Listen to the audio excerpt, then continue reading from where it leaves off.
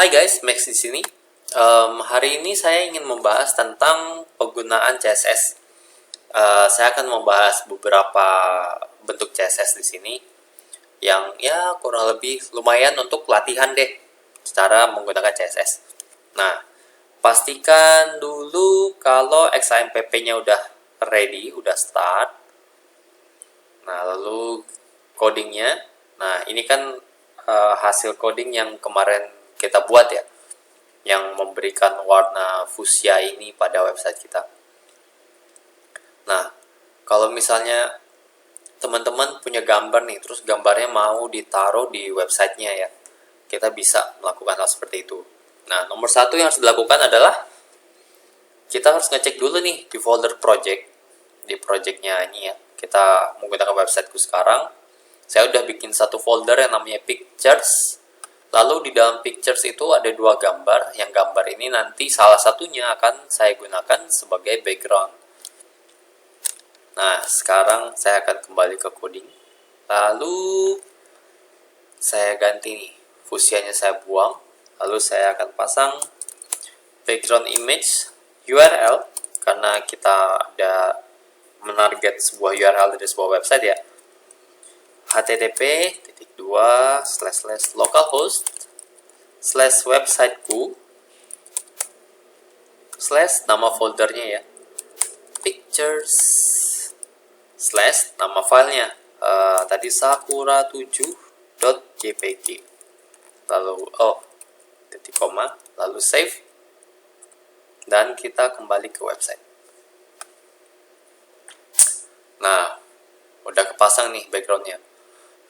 Lalu font, misalnya nih kalau teman-teman pengen ganti font, itu gampang banget. Kita tinggal tulis font family, lalu misalnya ini saya pilih fantasy ya, lalu save saja, lalu kita ke sini lagi, websitenya kita refresh. Nah, udah berubah nih. Tapi kan kalau misalnya kita ngeceknya dari sini ya, dari misalnya ini saya delete lagi, lalu saya lihat, wah ini kan ada banyak banget nih. Wait, salah pencet. Kan di sini ada banyak ya.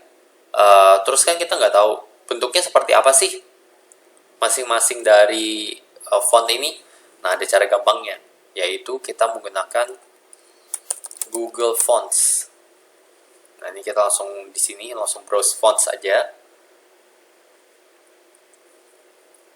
Nah, di sini kan ada banyak banget nih fontnya. Misalnya saya mau pakai yang Pacifico.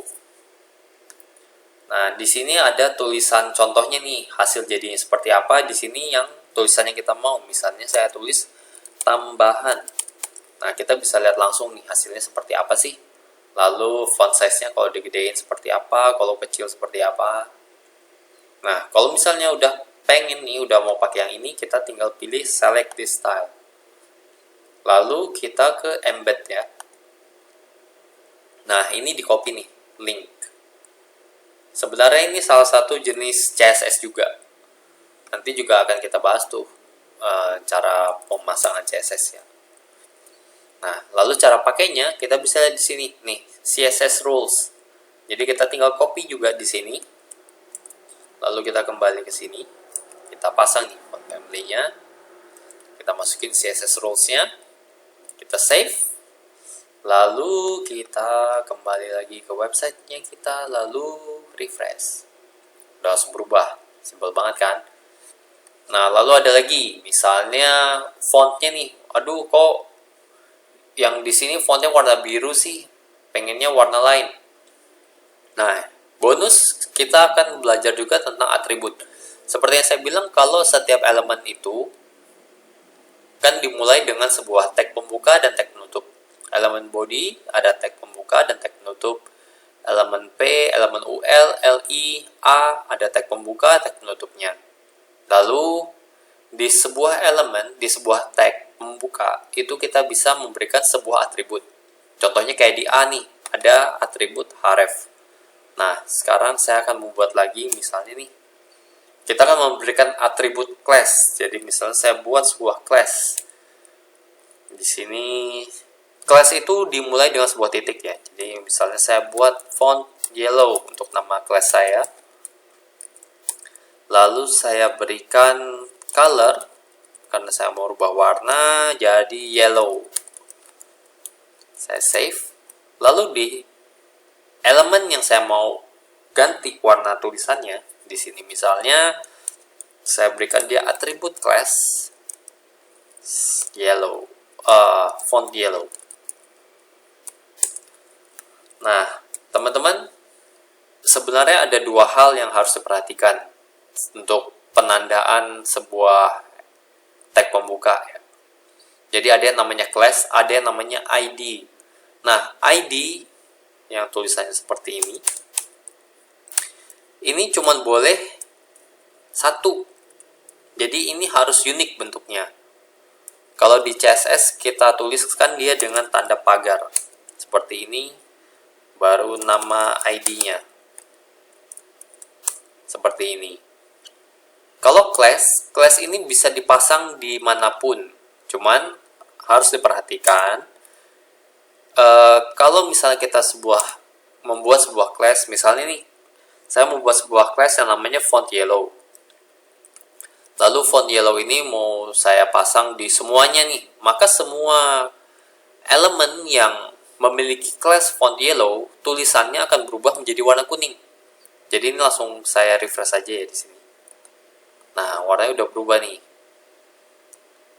Nah, lalu misalnya kita mau nih, ini kan link ya. Jadi ceritanya ketika kita ada mouse kita arahkan ke link ini, mau dirubah warnanya misalnya jadi warna merah. Jadi ada caranya juga.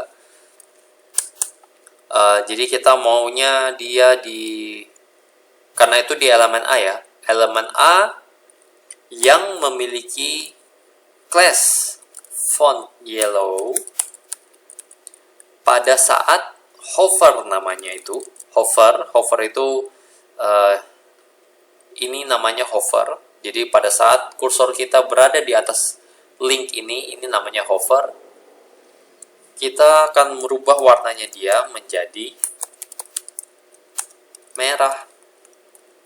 Kita save, kembali lagi, refresh, drag, tuh udah berubah.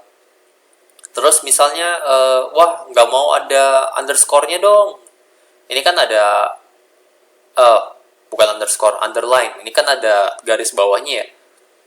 Mau dibuang bisa, kita akan memberikan dia ini pada saat hover ya, masih text decoration none seperti ini. Kita refresh, tuh pada saat kita hover dia hilang. Wah, kalau misalnya mau semuanya aja nggak ada underline-nya ya, bisa. Jadi ini akan saya buang. Semua link pada saat hover tidak memiliki underline. Text decoration none. Save. Lalu refresh. Tuh, pada saat hover semuanya tidak memiliki underline. Nah, sekian dulu dari saya untuk video kali ini. Nanti kita akan membahas CSS yang lainnya juga, karena ada banyak banget tentang CSS yang bisa membuat website Anda menjadi lebih cantik. Saya Max, undur diri dulu.